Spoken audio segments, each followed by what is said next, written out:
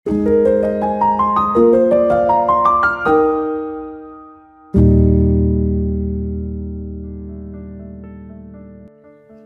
Bapak Ibu dan Saudara yang terkasih dalam Tuhan. Senang kita bisa berjumpa kembali dalam Sapaan Gembala hari ini. Mari sebelum kita bersama membaca dan merenungkan firman Tuhan, kita berdoa. Tuhan, terima kasih kalau hari ini kami boleh hidup, kami boleh berkesempatan menjalani hari yang baru ini. Semua adalah karena kemurahan Tuhan bagi kami. Tuhan, kami akan memulai menjalani hari ini, melakukan semua aktivitas kami, dengan terlebih dahulu kami merenungkan dari sebagian firman-Mu.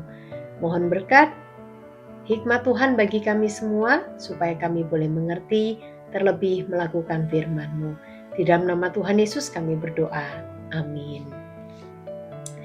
Bapak, Ibu, dan Saudara yang terkasih dalam Tuhan, kita pasti pernah mendengar kalimat yang mengatakan, segala sesuatu di dunia ini butuh uang, tetapi tidak semuanya dapat dibeli dengan uang.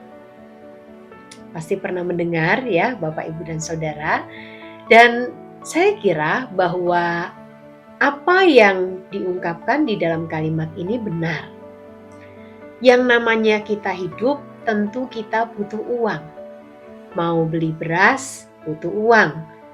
Mau bayar uang sekolah anak, butuh uang. Mau beli BBM, butuh uang.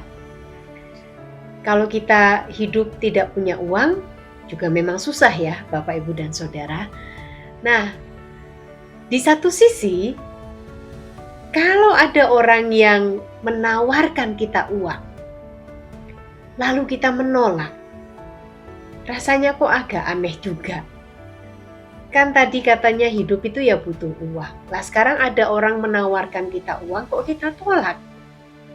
Bapak, Ibu yang terkasih dalam Tuhan, mari kita bersama-sama membaca satu bagian firman Tuhan yang melandasi perenungan kita pada hari ini, yang terambil dari Kisah Para Rasul pasal 8 ayat 14 sampai dengan ayatnya yang ke-24.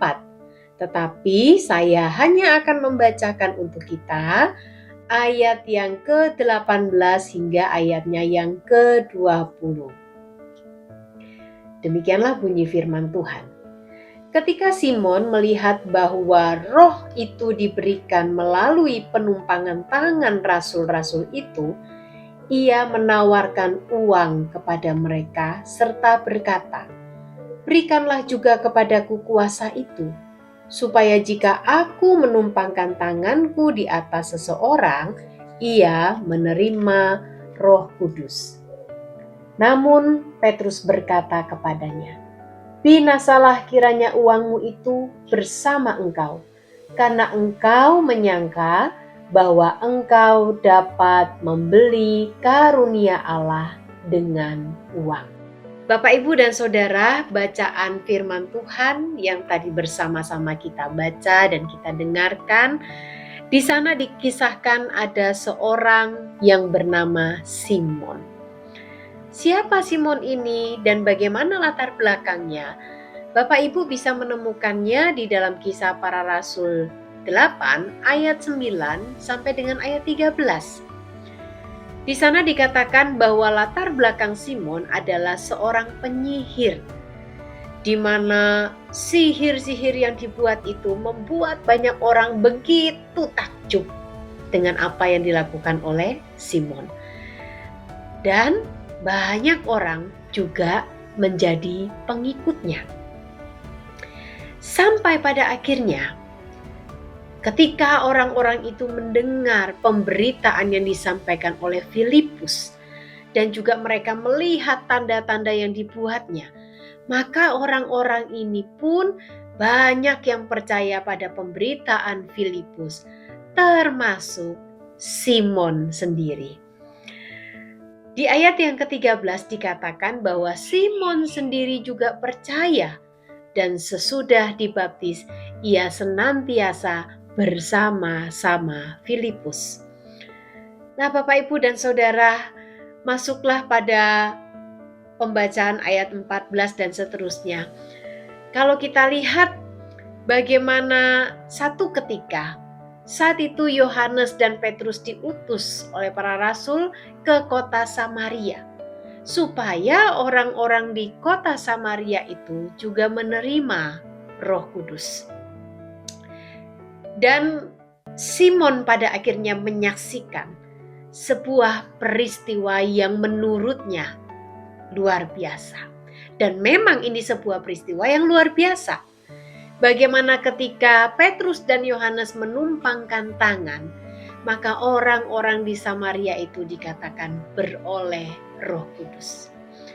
Nah, menariknya Bapak, Ibu, dan Saudara, ketika Simon itu melihat peristiwa yang begitu luar biasa, entah mungkin ia masih ingat dengan masa lalunya, di mana ia juga melakukan sihir yang membuat orang itu begitu takjub.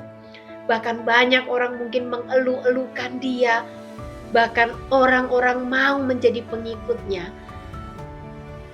Maka muncullah keinginan dari Simon untuk bisa seperti Yohanes dan Petrus.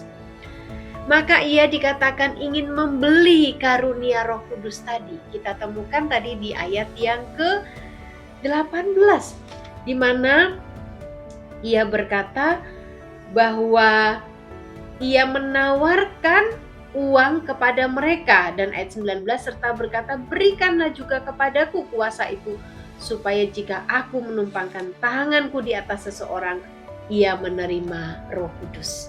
Nih ada uang, saya mau beli, saya juga mau seperti itu, supaya ketika saya melakukan sama seperti yang kalian lakukan, maka orang-orang itu juga menerima Roh Kudus. Bapak, Ibu, dan Saudara yang terkasih dalam Tuhan, Simon memang dikatakan sudah percaya dan memberi diri dibaptis. Tapi lihatlah konsep yang ada di dalam diri seorang Simon masih konsep yang sama dengan Simon yang dulu. Artinya dia belum sungguh-sungguh percaya. Dia belum sepenuh hati melihat, menyadari siapa itu Yesus di dalam hidupnya.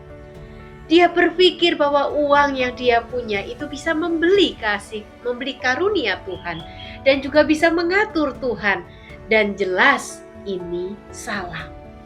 Maka teguran yang diberikan oleh Petrus itu begitu keras. Binasalah engkau beserta dengan uang. Bapak, Ibu, dan Saudara yang terkasih dalam Tuhan, apa yang mungkin dialami oleh Simon, jangan-jangan itu juga masih ada dalam kehidupan kita hari ini.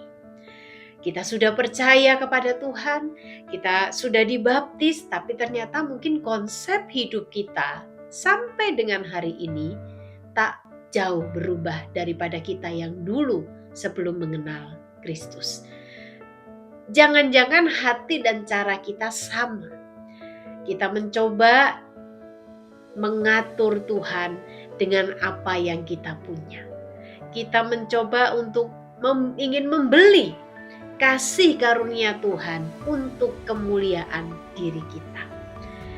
Bapak, Ibu, dan Saudara, dalam hidup ini semua memang butuh uang. Tapi tidak semua bisa dibeli dengan uang. Kasih karunia Tuhan tidak bisa dibeli dengan uang. Keselamatan juga adalah anugerah yang tidak bisa dibeli dengan uang. Karunia-karunia yang Tuhan anugerahkan kepada kita juga tidak bisa dibeli dengan uang. Maka biarlah dari sini kita belajar hidup kita yang sudah percaya dan menerima Kristus, bahkan memberi diri kita dibaptis, boleh sungguh terus mengalami perubahan yang semakin mengenal Kristus, sehingga melalui hidup kita Tuhan dimuliakan. Amin. Mari kita berdoa. Terima kasih Tuhan untuk firman-Mu hari ini yang terus mengingatkan kami untuk boleh hidup semakin berkenan di hadapan-Mu. Terima kasih untuk anugerah keselamatan. Terima kasih untuk karunia yang Engkau percayakan kepada kami. Biarlah itu semua mendatangkan hormat dan kemuliaan bagi nama-Mu saja. Demi Kristus Yesus kami berdoa. Amin. Selamat beraktivitas, Tuhan memberkati.